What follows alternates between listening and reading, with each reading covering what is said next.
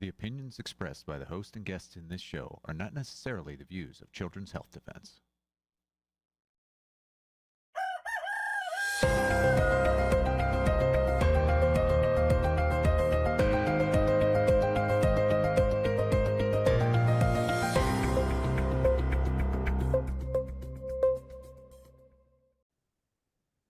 Good morning, CHD. It is Monday, 25th of August, 2025. We're live here at CHD TV. We have a great show for you today. In a minute, I'm going to be bringing on our senior science researcher, Karl Jablonowski. Then we're going to go to Daniel, who's going to talk about what it's like and all that he's doing. He has autism and he has siblings with autism. He's going to talk to us about what he's doing, speaking out. And then we have the amazing CC Doucette coming on with Mothers to Be. And I'm going to be standing in for Isabella Yon this morning and interviewing CC. So stand by, everybody, for today's show. Right, let's bring on Karl Jablonowski. So Pfizer versus AstraZeneca. Good morning, Karl. What's going on? Good morning, Polly. So the topic I wanted to talk about was a paper that came out a little over a year ago. It's called a cohort study of cardiovascular safety of different COVID-19 vaccination doses among 46 million adults in England. So there were two main methodologies employed to make COVID vaccines, and England heavily relied on the AstraZeneca one, which is Oxford AstraZeneca. It is not mRNA, I'm sorry, it's not the lipid nanoparticle that we're more accustomed to in the United States. What they did was they inserted the DNA instructions to replicate the spike protein into a chimpanzee adenovirus and injected that into, in this study, 19 million people. Conversely, the lipid nanoparticle technology instead has the direct mRNA sequence that the cells would use to make the spike protein, and that is encased in lipid nanoparticles, which went everywhere in the body, with the idea that they would then create those spike proteins and get an immune response. So they're drastically different technologies. And so what this paper did was they compared the 19 million people who got an AstraZeneca vaccine compared to the unvaccinated group. And what they saw was that the people who were vaccinated were generally healthier. They also compared the people who got the Pfizer BioNTech lipid nanoparticle vaccine, compare that to the unvaccinated group, and what they saw was that the vaccinated were healthier. And let me read for a moment from their text. These findings support the wide uptake of future COVID-19 vaccination programs. This England-wide study offers reassurance regarding the cardiovascular safety of COVID-19 vaccines. We hope this evidence addresses public concern, supporting continued trust and participation in vaccination programs and adherence to public health guidelines. This paper has 17 authors in it, most of them stemming from Cambridge, the institution that gave us the theory of gravity. An author listed is a consortium of 500 or 400 different people from 50 different institutions. Most of them are among the leading prestigious institutions in the world, including Oxford, who co-developed Oxford AstraZeneca vaccine, and the National Health Services. And although I consider it kind of a stain, the Wellcome Trust is in that consortium. It was published in Nature, which has a 55 million person subscription monthly user base. The paper has been read 160,000 times and picked up by 140 plus news organizations. It is by far it is a very well-placed, prestigious, well-funded, distributed concept that these vaccines are safe cardiovascularly, and that all falls apart when you ask the very simple and obvious question, how do these vaccines compare to each other? Now, they don't compare them in this study, but supplemental figure 8, 9, and 10, you can do the math. My fourth grade math teacher, Mrs. Blair, taught me how to do division. It's not that hard. So what you have is a hazard ratio of who received the AstraZeneca divided by the health of the people who were unvaccinated. And all you have to do is divide that from the hazard ratio of the people who received the BioNTech divided by the unvaccinated. You cancel out the unvaccinated group, and which I think is perfectly reasonable considering they have drastically different healthcare seeking behaviors than someone seeking a vaccine. And what you're left with is not cardiovascular safety. It is a veritable cardiovascular catastrophe. People who received the AstraZeneca vaccine compared to those who received the Pfizer vaccine had a 19% greater chance of a heart attack, a 24% greater chance of an ischemic stroke, that's blood clot in your brain causing a stroke, 39% greater chance of deep vein thrombosis, 29% greater chance of pulmonary embolism, a 265% greater chance of intracranial venous thrombosis. That's another blood clot in your brain. A 180% greater chance of thrombocytopenia, which inhibits your ability to form platelet clots to stop you from bleeding, and a 49% greater chance of subarachnoid hemorrhage and hemorrhagic stroke. That's bleeding in your brain and blood vessel bursting in your brain, preventing blood from getting to parts of your brain. It astonishes me that this paper can be so highly praised, come from such pedigree, and yet doesn't ask the simple question, how do they compare? Now, I know that absolutely every single author asked, how do these compare to each other? And they didn't like what they found, and they didn't want to publish that.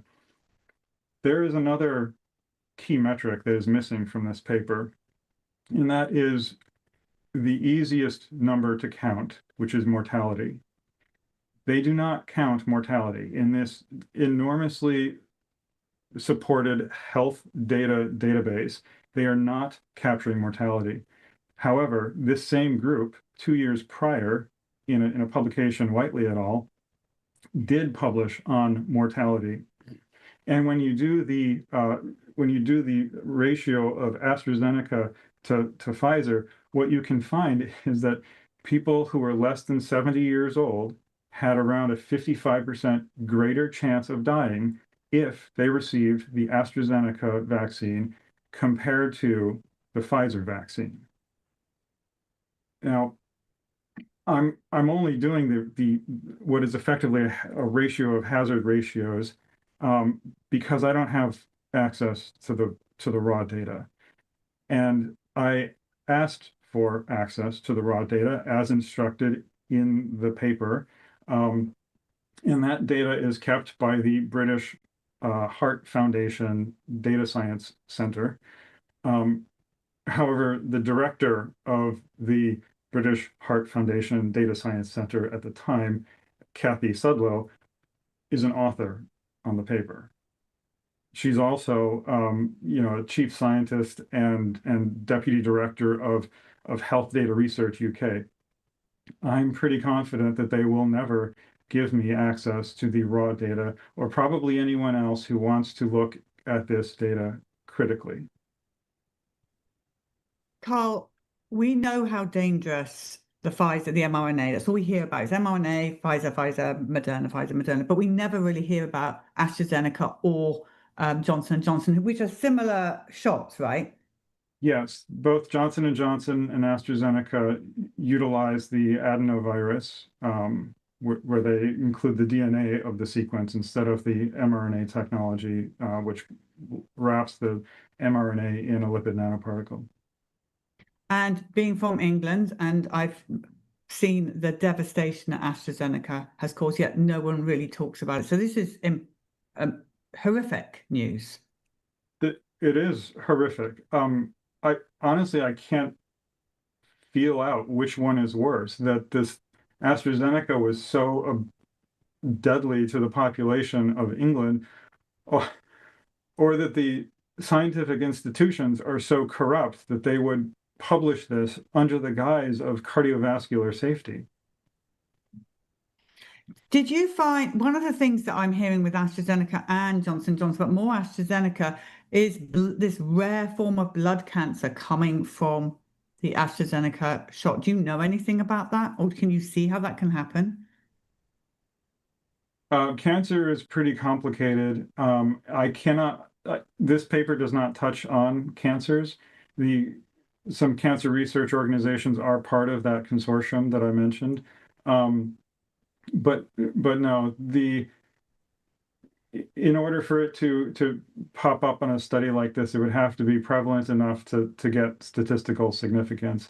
I mean, this is a pretty large study, so it might be there, and they may not be looking. They are only looking at cardiovascular health, and not, oncogenic problems. And you were reading out about the beginning, talking about how the trust there for people. These are safe vaccines, these are safe, all that kind of stuff that we were fed during beginning of COVID.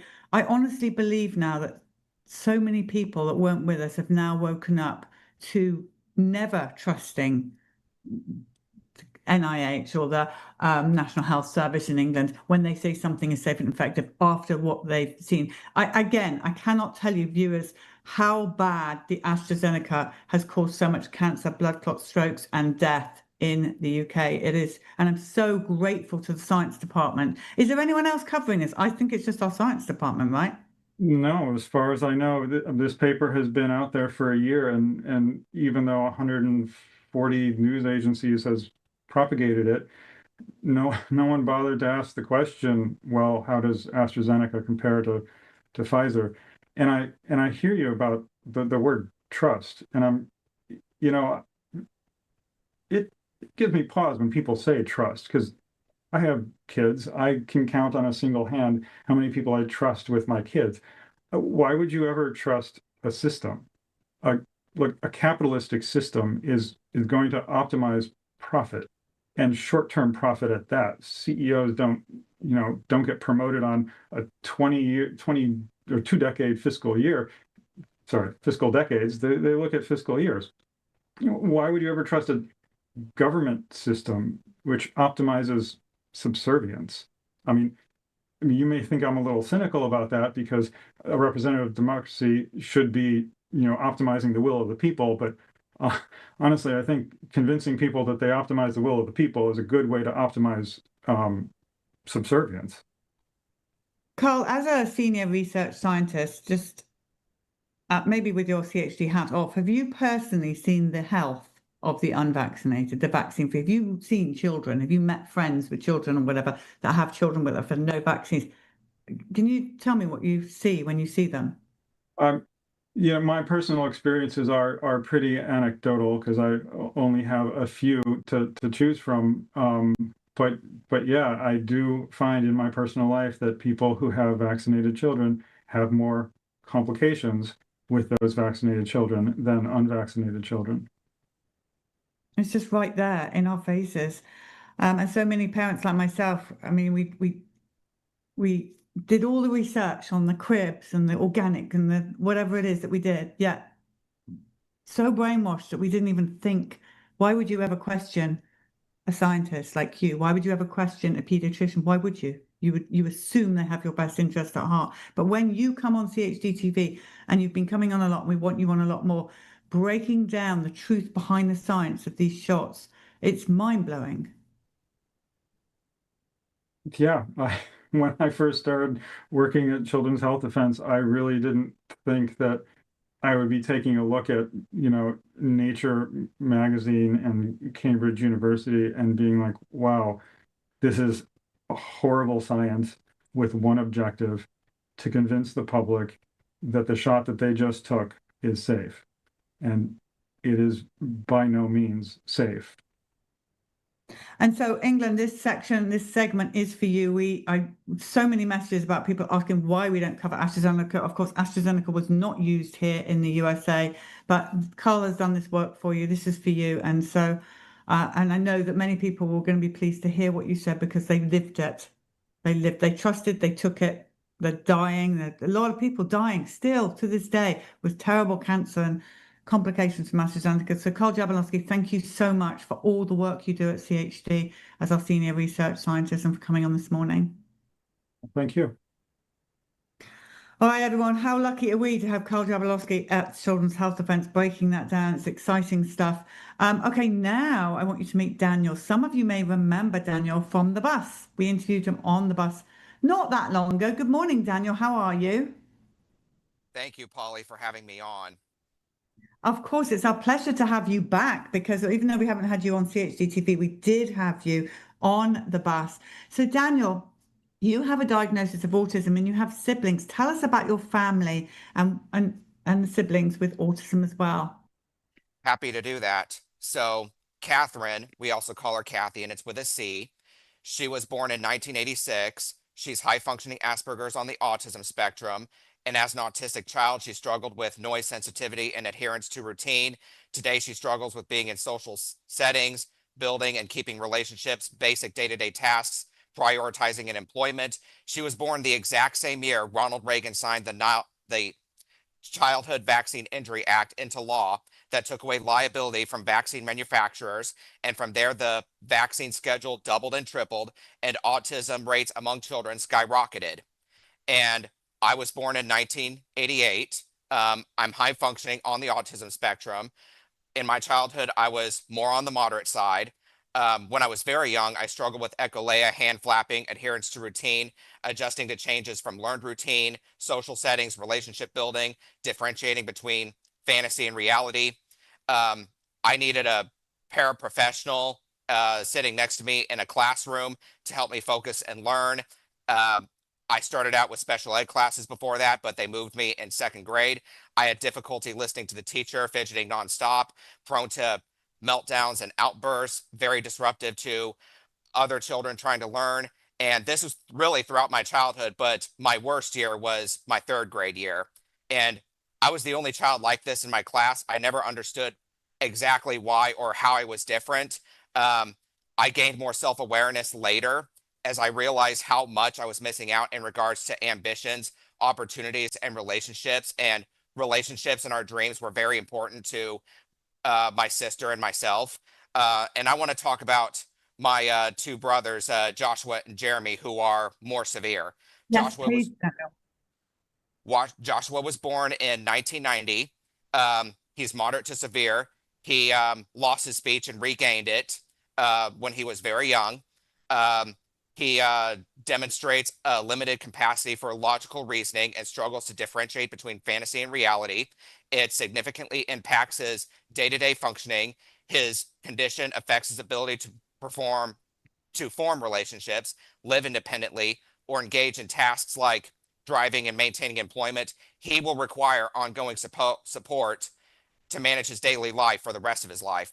And I want to talk about my brother Jeremy. He was born in 1991.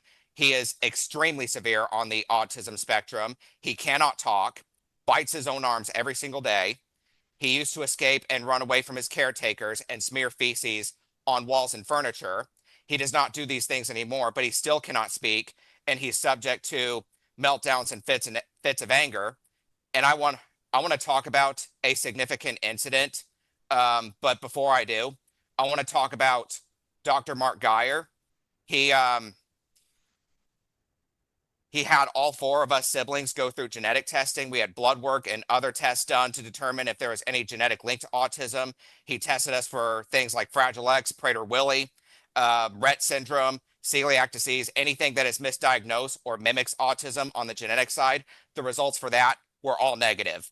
Then he had us tested for heavy metal toxicity. All four of us, especially Joshua and Jeremy, were off the charts in heavy metal toxicity. Dr. Geyer asked Mom other questions to determine the sources of heavy metal exposure, such as silver fillings. None of us have anything like that. We never had a cavity up to that point. And Dr. Geyer informed mom that vaccines were indeed the culprit. And it's easy to see why they're the culprit. Most people who insist that vaccines do not damage your immune system, they won't even take the simple step to visit the CDC website, which has vaccine package inserts and their ingredients available to the public. Just pick any vaccine and read the ingredients. It is shocking what they are made with, that they inject into your body. Wow. And Daniel, you speak so well on this, and you're speaking up, aren't you, not on behalf of your brothers as well? You're making this your lifelong mission to be this advocate for them and for others with autism as well, or well, vaccine injury. Let's be truthful on that. Absolutely. And so one of the things you've done, and you did speak to us on the bus about this, is you've written an amazing book, Chelsea's New Beginning. Talk to us about that. Okay. So I always wanted to write my own stories into books. I love animals. I love dogs. I was especially inspired by my childhood dog, Chelsea, and the dog books and movies I grew up reading and watching. I wanted to share Chelsea's warmth, kindness, and sense of fun with young readers everywhere. The real Chelsea was such a special dog. I believe the circumstances surrounding us did not give her life justice. So one of the reasons I'm writing the Chelsea the Golden Retriever book series is to give her the full life she deserved, even if it's totally fictionalized, and it's going to be a very long series. Chelsea is also a way of exploring stories about helping people with autism, like my brother Jeremy. This is a theme that will be progressed more and more as more books in the series are released. And speaking of my family's experiences, I'm writing a new book series. I am writing a new book series centered around children with autism. This is a way to empower children with autism that read the books, and also to help educate their parents and other children about how neurodivergent children operate, experience and process the world differently, and how they overcome struggles. This new series will be called Nathan's Universe, and it's going to be an invaluable tool to help people understand neurodivergent children and give these very same people an outlet to feel that they are understood. I am currently working on getting these new books written, edited, and later Chelsea books published as soon as possible. And Daniel, where can people find out more about the books and about your life? Is it danielkeithaustin.com? Yes, they can follow me at my website, danielkeithaustin.com. I have a fundraiser page on my website right now to help raise funds to publish the Chelsea books. You can buy Chelsea's New Beginning now on Amazon. I really hope everyone watching will stay tuned for the release of the Nathan's Universe books. I also have a Rumble channel. You can find me, Daniel Keith Austin, author, on Rumble. You can follow Chelsea the Golden Retriever on Facebook, Twitter, YouTube, and Instagram. You can invite me to speak at your events. You can share my story with other people who have similar platforms as CHD, so they can invite me to tell my story with them. But most importantly, they can follow the release of my books and share the Chelsea and Nathan stories with others. Financial support is critical in spreading this message and helping families fight back against Big Pharma. Yes, Daniel. So you were saying earlier on that when you were younger, you were hand flapping, doing all those sort of traits that are so common, if you like, in young kids. So there may be parents watching right now, because I remember that time, with Billy. It's a really hard struggle as a mom because you can't help the child. The child doesn't seem to be connecting with you. They were fine before the vaccine, had the vaccines, and then suddenly you feel like you've lost this child. Do you have any advice for those mums who are struggling, and also for people with autism? I keep saying autism, but actually I really wish we didn't call it that, because it really is vaccine injury. So any advice? Because do you remember being like that, hand flapping and not being able to speak and get frustrated? Yes, I do remember that. And that's actually going to be part of Nathan's character in the Nathan's Universe books. He's going to stem a certain way and it's going to help bridge his imagination to other worlds, other universes, so to speak. And that's similar to how I did things when I was a kid. And I remember being told that what I was doing was weird, or that I would be considered a freak. And I just wanted to be lost in my own little world. And I didn't realize how much it was costing me, how much I was missing out on, until probably my middle school or high school years, and I just gained more self-awareness. I'd really like to talk about an incident that occurred with my youngest brother, Jeremy, and this plays into the advice I have for parents. What I said earlier about going to the CDC website, they have those ingredients up there, and you really need to just go through that list and ask yourself, does this belong in a human body? Jeremy was already nonverbal and self-injurious at 13 years old when his doctor required another shot for school in 2005. His doctor insisted to my mom that the shot was, quote, totally mercury free and thimerosal free. Within days of that shot, Jeremy's behavior magnified 100 times, and he turned his aggression against us. He also started having seizures for the first time in his life. They were grand mal seizures happening on at least a weekly basis and often multiple times in one day. My mom went back to that doctor who told her that, quote, there may have been traces of mercury and thimerosal in the vaccine. There is no regulation of how much is in this trace, and I am convinced that Jeremy got a full dose of thimerosal, end quote.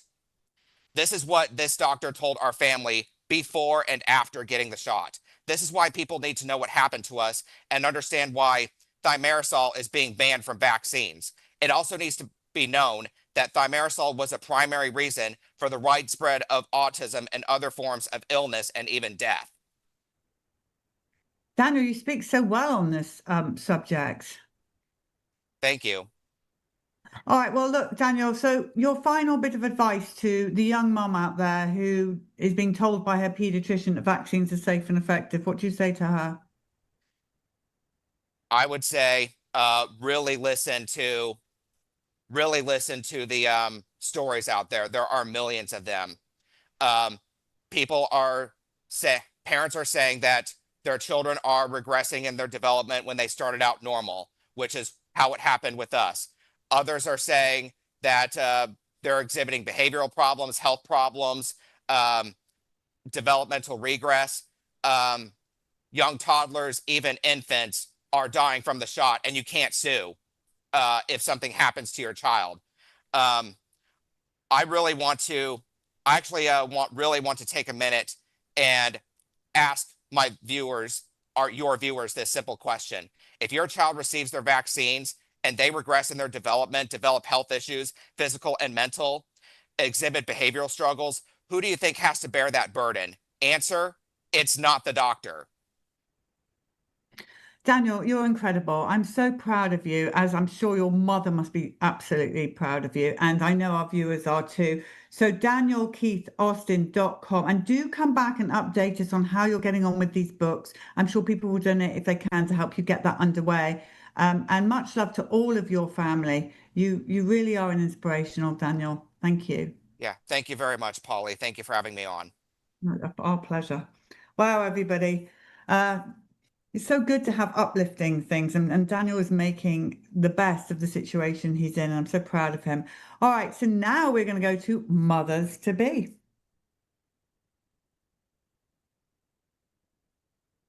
Oh, I thought we were going to have an intro there. Right, sorry about that, everybody. Cece Doucette, good morning. Good to see you. Good morning. So wonderful to be here, and especially following Daniel. My goodness, what a story and what an inspiration. Really and truly an inspiration. And I don't think people really realize how hard it is to have 4 siblings in a house, all with different levels of vaccine injury. And as Daniel was telling us before, that wasn't how his life was supposed to be. He could have done anything, but God has a plan for him, and it looks like it's on its way. So he's going to be, I think, someone to keep our eyes on. But Cece, welcome to Mothers to Be. I'm sorry Isabella can't be with you this morning. We want to talk about the dangers of radiation while you're pregnant. And the reason we want to do this is that we see so many people, and it makes me feel physically sick, actually, with their big bumps and their laptops, for example, and they're working away, resting on their bump. Yeah, just like that. And mothers with newborn babies that are on their cell phones, and it's right next to their baby's head. And I'm not judging any of these people. We didn't have all this technology when I was pregnant, but I do want you to warn people in today's world of the dangers of radiation, and maybe they don't know about some of these things. Yeah, it is definitely a whole new day in parenting in the digital age. I had no idea that there was anything to even look at with today's wireless technology until I ran many campaigns for my children's schools. And I got fundraising to bring in wireless infrastructure and iPads and Chromebooks and smartboards and minis, all what we thought was this great new technology. And then one night at book group, a girlfriend of mine who's an electrical engineer tipped us off that there are biological effects happening with this invisible radio frequency microwave radiation emission.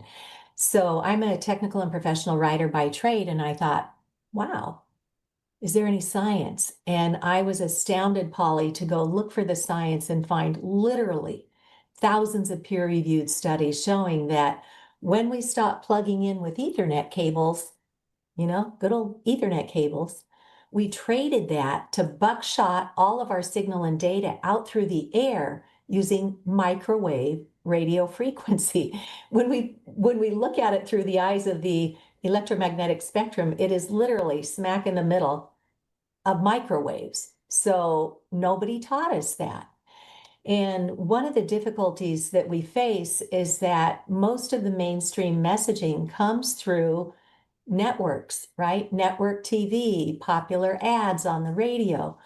And when you look to see who's funding that, it takes us back to the telecom industry, the wireless industry, or their parent organizations that own a lot of mainstream media. So as parents, we're kind of left in the dark. We hear about these wonderful technologies that allow us to stay connected, that give us incredible convenience, that allow us to keep an eye on our kids, but they haven't told us the risks. And so we're so very grateful for all of the scientists and doctors that are working on this, that are teaching us there's great risk. You talked in the last segment about cancers. Well, we have our own government, the U.S. National Toxicology Program, completed a $30 million study that concluded cell phones cause cancer and DNA damage. Italy's Ramazzini Institute completed another study that shows from cell towers, cancers, DNA damage, and more. So it doesn't matter where these signals are emanating from. The World Health Organization in 2011 said it doesn't matter where it comes from. All of this man-made radio frequency back in 2011 was classified as a Group 2B possible human carcinogen. What was missing back in 2011 were these animal studies that the National Toxicology Program and the Ramazzini Institute and others have completed that show clear evidence of cancer. Now, clear evidence is the top of 5 categories that can be assigned. That should have triggered public policy to inform all the parents and to protect us, but it didn't. There's a lot of political things going on, and I do a free public education webinar every month, and I go through the history of what's going on in the courts and in public policy, and it's not pretty. So there's no cavalry coming to protect us. But aside from cancers, what we now know scientifically is that this radio frequency radiation, or wireless, as we commonly call it, is a neurotoxin. So when we talk about this epidemic we've had of anxiety, depression, anger, suicidal ideation, even among children, we know there is something going on here that we are not being told the truth about. And so, Sorry, yeah.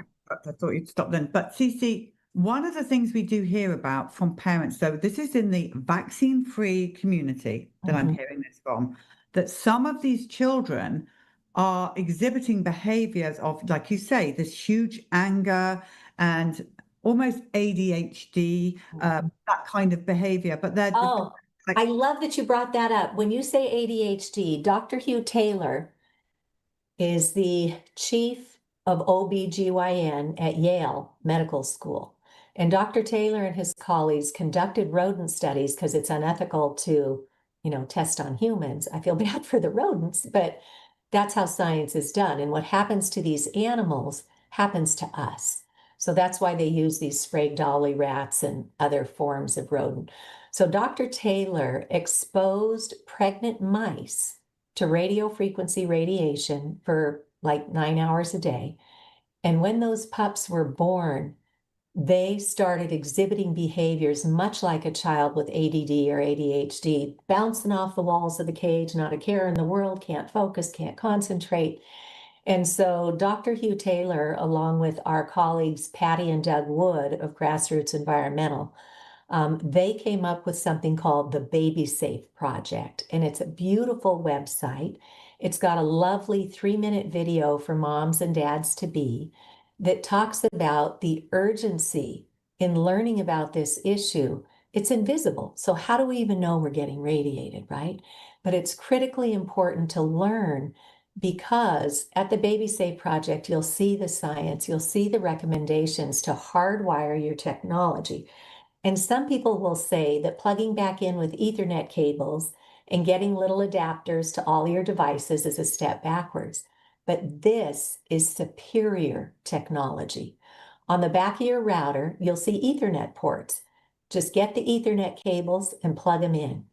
Get the adapters to your devices and plug those in. So, this technology was only meant to be when you're on the go. When you're stationary, when you're at home, do your very best to hardwire everything that you own. And Polly, if I may, can I give a little demonstration of the radiation that comes off of my cell phone? Please. Okay. So by now, the industry has convinced everybody that if you open your mouth and say, I think there's something wrong with wireless and health, everybody's been conditioned to go, ooh, tinfoil hat conspiracy theorists, we don't have to listen to this. But for anybody who's joining us right now who has an iPhone, I invite you to take that out and go into your settings. It's also in every other kind of phone. I just know exactly where it is on an iPhone. So from settings, scroll down just a little bit and hit general.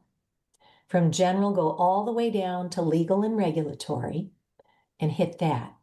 So settings, general, legal and regulatory, and then up at the top of the next screen, we see about 4 down, you see RF exposure. Hit that, and now we're in the legal fine print that's been there all along. And when we read that first big paragraph at the bottom, it warns us that this device was tested at a distance from the body. So if you're using it the way that it's been given to us, you are being exposed to multiple antennas mounted all throughout this device. There's a cellular and data antenna. There's a Bluetooth antenna. There's a Wi-Fi antenna, a locator, a hotspot, a 5G, and maybe a smattering of others. And each one separately pulses this man-made radiation to make or maintain a handshake with the nearest cell tower or router. And again, our message is not no technology, because we know we live by it and we get to do amazing things with it. But why would we choose to radiate ourselves, our fetus, and our families once we become familiar with the science? So when we know better, we can do better. And even in that legal fine print, if you go down another paragraph or two, it'll say, to reduce your exposure, basically, once you know, don't radiate yourself. They say to reduce your exposure, use a hands-free option. So they're suggesting speakerphone or a headset, but you want to be careful with headsets. You want to look for something called a hollow tube or an air tube headset that has no metal going up to the head. And a hollow tube headset is kind of like a doctor's stethoscope. It's just rubber. And it goes right up to the ear with no metal, because metal amplifies radiation. So any ambient radiation going on will hook up with the metal. So you want something that doesn't put metal to your brain. And those earbuds, iPod, oof, that's putting a microwave transmitter on each side of your brain. And then it's sending radiation through you to get to wherever your device is that it's connected to. So for everything we've broken, there is a solution. So look for something called a hollow tube or an air tube headset that has a nice long cord and will allow you to at least create some distance. Because our Centers for Disease Control, although they have yet to acknowledge this man-made radiation, the non-ionizing, non-thermal radiation, they do at least have a page on the CDC website that says when you're dealing with radiation, work with 3 principles. 1, spend as little time radiating yourself as you can. 2, create as much distance from something that's radiating as you can. And 3, if you can't get away from it, then you should shield yourself. And there are professionals out there called building biologists who can definitely help you to shield, but definitely work with a professional if you're going to do shielding, because there's some caveats there. So I read that legal fine print. I started doing the research into the science, and then I helped my schools become the first in the United States to even have a little sign with best practices for mobile devices. This basically says, turn things off when you're not using them. Turn the Wi-Fi on in our classrooms, for example, only when it's needed, because otherwise it sits there pulsing this radiation at our kids 24/7. So I thought, how can I get my head around this invisible exposure? And then years later, I was invited to speak at the EMF, or Electromagnetic Fields, medical conference on state and local policy.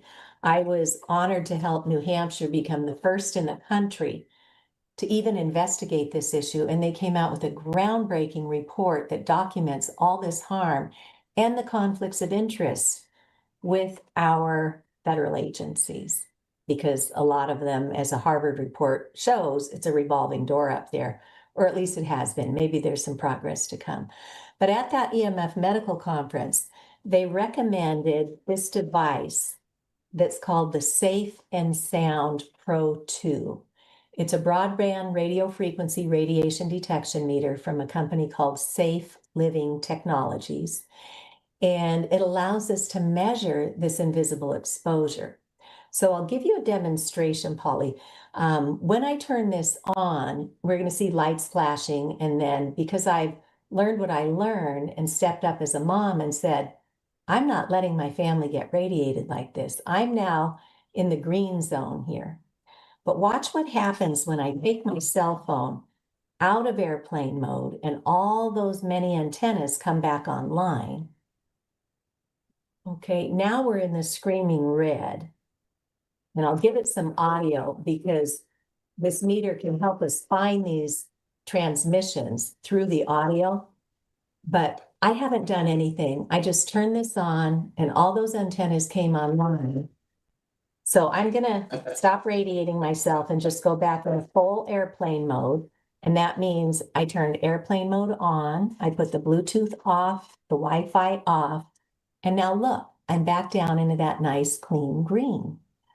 So what happened? We were at less than 10 microwatts per square unit. That's the unit of measurement. So basically in 3 feet of air, how much radiation? In the science, in our homes, they want us to be at 10 or less. When I turned on that one cell phone, I tapped out this device at the top and we went to 3,180,000. We went to 3 million, Polly, and the science wants us to be at 10 or less.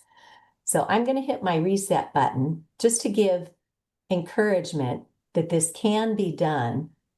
And right now I'm at 2. In my house, I'm at 2 because one by one, I went around to everything in my home and I just chose to turn it off, turn off the antennas, and just go to the back of my router and plug in the Ethernet cables. And you know, most of us have multiple devices now, so you can get something called an Ethernet switch, a little box.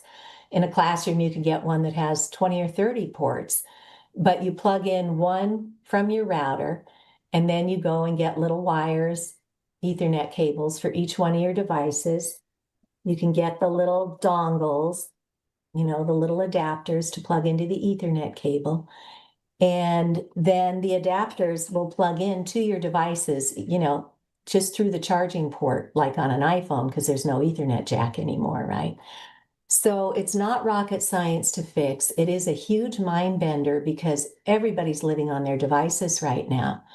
But I will tell you, if you can protect yourself at home, if you can create a sleep sanctuary, then you will be so far ahead of the game. And we never like to overpromise, but I want to share an experience I had. I had the privilege of meeting Peter Sullivan. I found his work in the autism community through a lecture online. Peter had been a fighter pilot for our country. So he's up there inside of an aircraft that is laced with all these radio frequency transmitters. And he's up there with the Earth's really high natural electromagnetic field. So Peter got walloped with man-made radiation and his health started declining. He lost an unhealthy amount of weight. His teeth started getting brittle. And when his two sons were born, when they came up through the preschool years, both of them were diagnosed on the autism spectrum. And so Peter started doing the deep dive and he figured out this connection with man-made radiation, and he did the digital detox. And he did, the heavy metal toxicity removal from their bodies and their brains. He went to a clean organic diet.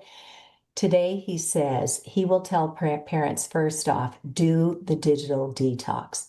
And again, we never, ever want to overpromise because there are so many factors that play into our health. But Peter's two sons are now grown men. They both went to college, and neither one of them are on the autism spectrum anymore. So it's a huge factor that people are not hearing enough about. And the building biologists will say they see miracles every day. They go in and turn everything off in the home, and we see marked improvement with these children and adults now too. So when we look at this graphic, we're seeing that the industry is forecasting with 5G and the Internet of Things, we're all going to have 200 devices wirelessly connected and pulsating radiation at us 24/7 in our home. So let's not go down that road. Let's step this way and learn how to have safe technology. I'll be giving my next webinar on Wednesday, August 26th or 27th from 6 to 8 p.m. Eastern. Anybody can go to Massachusetts for Safe Technology to my events page, and I'll be able to fill you in on a little bit more about this. But I also wanted to mention that I'm part of a website called Safer Screen Time, where we have an online course. We can literally train your whole family, your workforce, your schools in about an hour online. And see that homepage, that's Peter Sullivan right here. And he has a really important message for dads, because as dads, we want to be protecting our families, right? So Peter talks about his history with this and how it's really important for dads to get in step with moms and really address this and do the hard wiring at home and start reducing these exposures that we do have control over. So great information abounds that we did not have more than a decade ago when I fell down the rabbit hole on this. So Polly, when my kids were little and something had them freaked out, I would say, sweetie, go scream into the couch, go scream into a pillow and get it out of your body. Kind of like the birds and the dogs shake it off when they've been traumatized by something. Get it out of your system, come back to the kitchen table, and let's focus on all the good things that we can do today to stay connected and protected. Susie, that's amazing, all of that information. And I love that you have something for dads, because so many of these mums are saying they're on board to try and change things, but the dads are like, "This, you're crazy. We're already dealing with the vaccines with you, and now you want me to go down this other route." So all the work you're doing is just brilliant. But again, just going back to the pregnant mother in our last few seconds, the fetus is developing. I'm sorry to keep going back to my day, but microwaves are just coming out in my day, and it was in England, it was, if you're pregnant, do not go anywhere near that microwave, anywhere near it, not even in the kitchen with one when it's on. So, and now we've gone from that back in the day 30 years ago to this, where it's just everywhere. So thank you for your warnings, but just one last comment, if you don't mind, on the dangers of the growing baby inside the pregnant woman. Yes. The fetus is the most vulnerable. And we are literally changing the DNA. I invite everybody to go out and watch this amazing award-winning film called Generation Zapped. And one of the Italian doctors talks about this mismatch that happens when we expose the DNA to this radio frequency radiation. So this is largely available through library streaming services and other popular streaming services. 74 minutes. Watch it with your friends, watch it with your loved ones, because there's no cavalry coming. Children's Health Defense is trying their darndest through their legal branch with their 704 no more and other lawsuits, but they're not coming fast enough. These things take time in the courts and in public policy, and we can take control today. So I just invite everybody, keep learning, come back, learn one little thing, get the courage to fix it, come back the next month. I'll do another webinar, learn a little more, and we'll just keep holding your hand. And I do try to remember to post my webinars on the calendar at Children's Health Defense. So come along and learn with us, and we'll teach you what you need to know. Cece, you're amazing, and thank you for educating us again, and we hope to have you back on again soon. Thank you for sounding the alarm. We appreciate You're it. welcome. And let me know if anybody has any questions at Massachusetts for Safe Technology. We will do. Thank you, Cece. And to our viewers, well, that was a great morning. I really enjoyed hosting the show today. So we're going to go to our story of the day. But tomorrow, Michael Caine will be on first, and then Meryl Nass will be on afterwards. And I'll see you on Wednesday.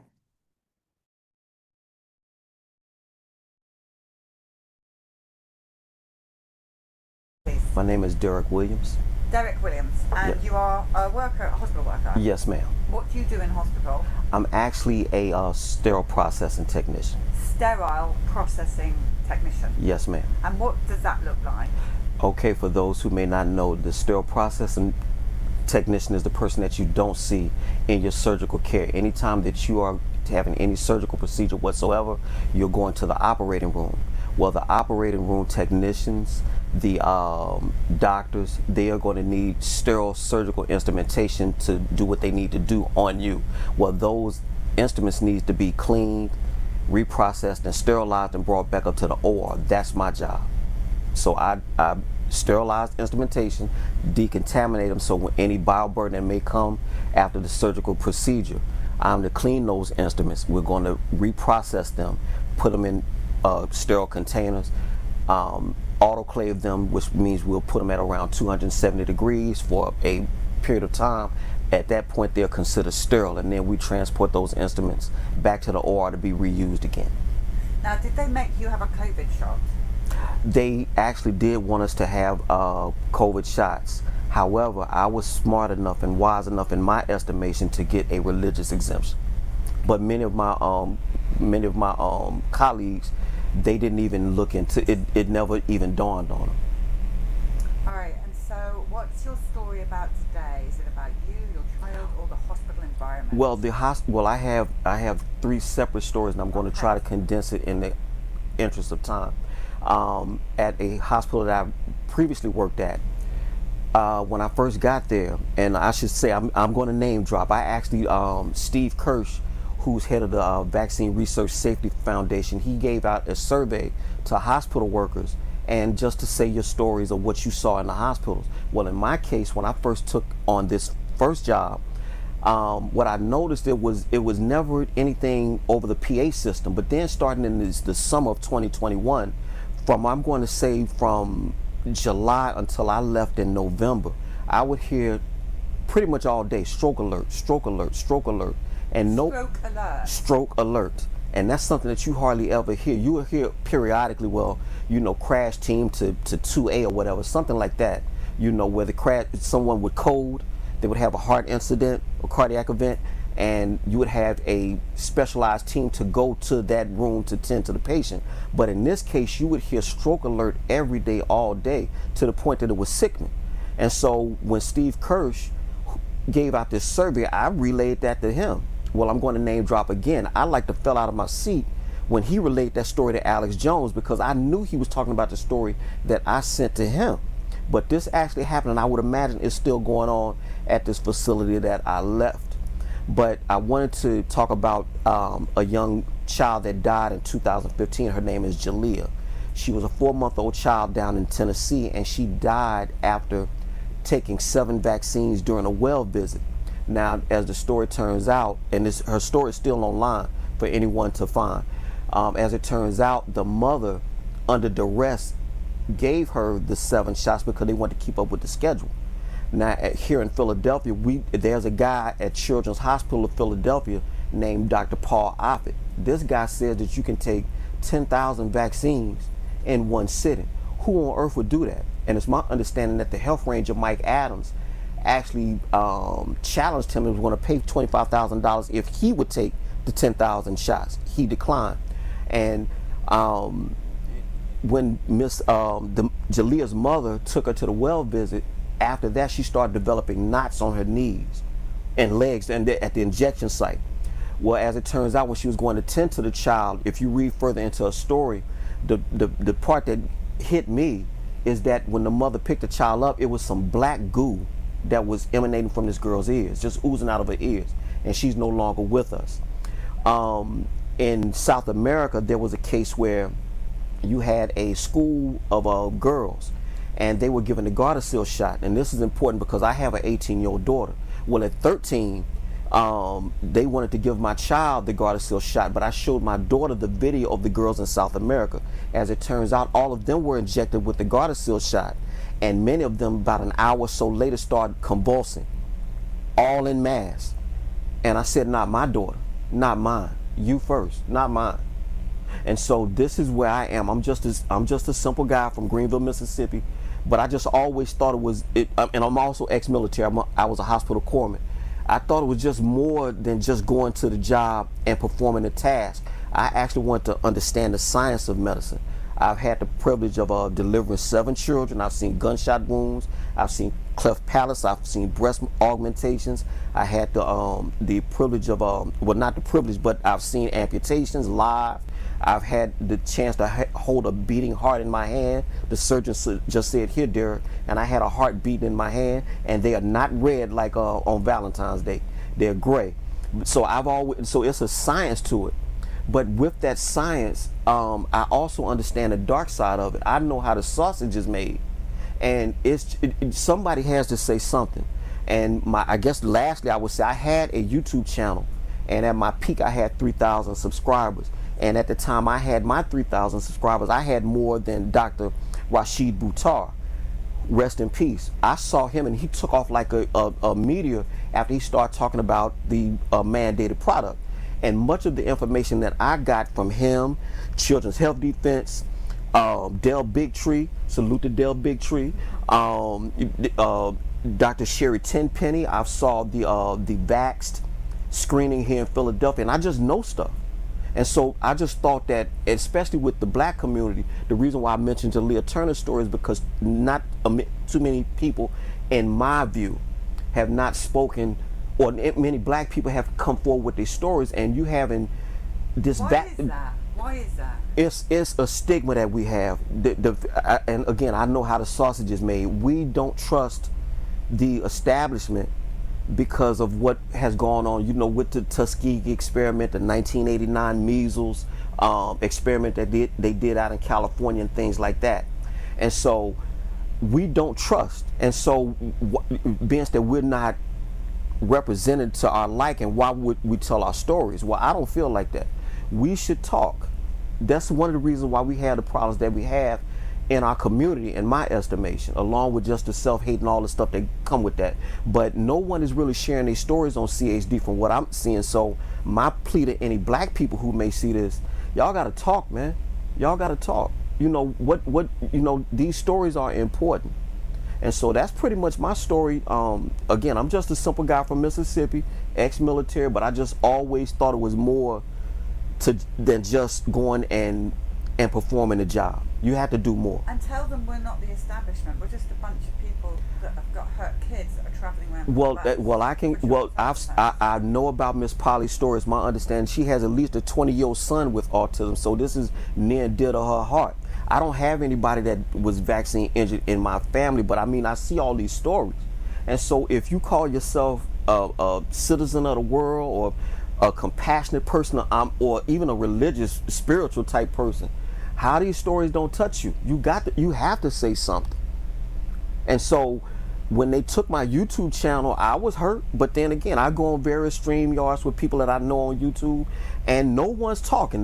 Some of the very people that I was very cool with on YouTube, they would go live and say, I'm getting my shot. I'm taking my shot.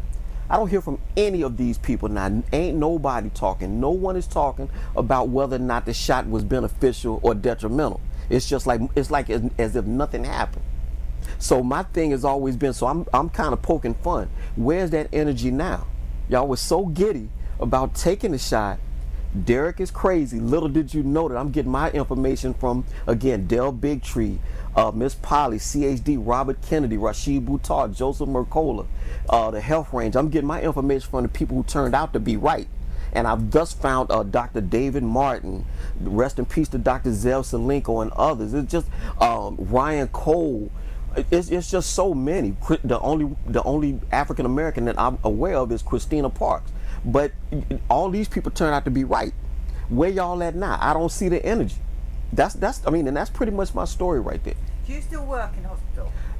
I'm in a healthcare facility. I'll put it that way.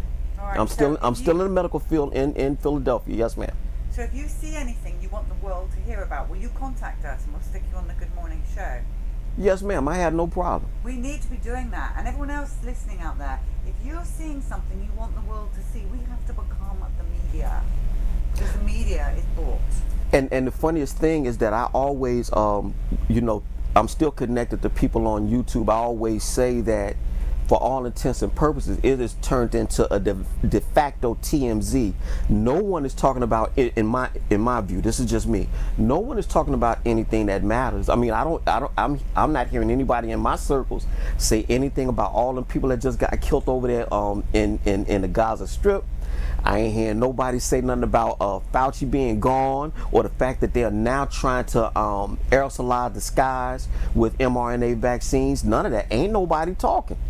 But everybody's talking about Deion Sanders and stuff that don't matter. I mean, I like football and basketball like the next man, but I mean, we got to be deeper than that. That's all. I don't want to preach to nobody. None of that. Like I said, I'm just trying to make my way in the world and raise my daughter. Me and Shirley. I'm just trying to raise my daughter in a proper fashion, man. That's all I'm about. I'm just a regular guy. You're a great person. I love this interview. I love your Respect. energy. So thank you so much, and we hope to hear more from you as time goes on. Yes, ma'am. Keeping us up to date what's going on, and I know our viewers really enjoyed this interview. Thank you very much. Salute.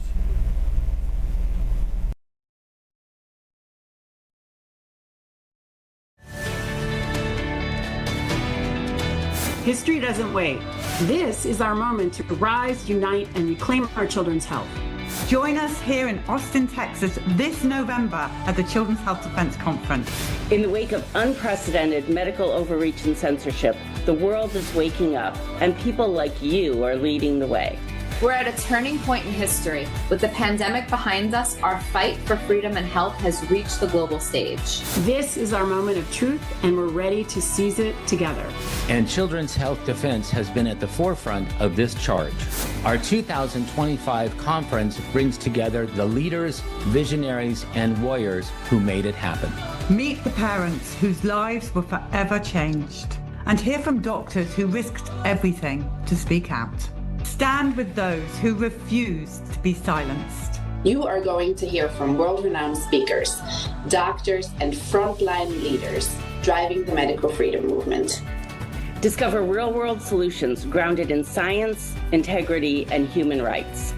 Join the discussion to talk about vaccines, informed consent, parental rights, and so much more. And you'll of course hear from your favorite CHD personalities, sharing the latest on CHD's research, litigation, and outreach. And while you're there, soak up the energy, culture, and music of beautiful Austin, Texas.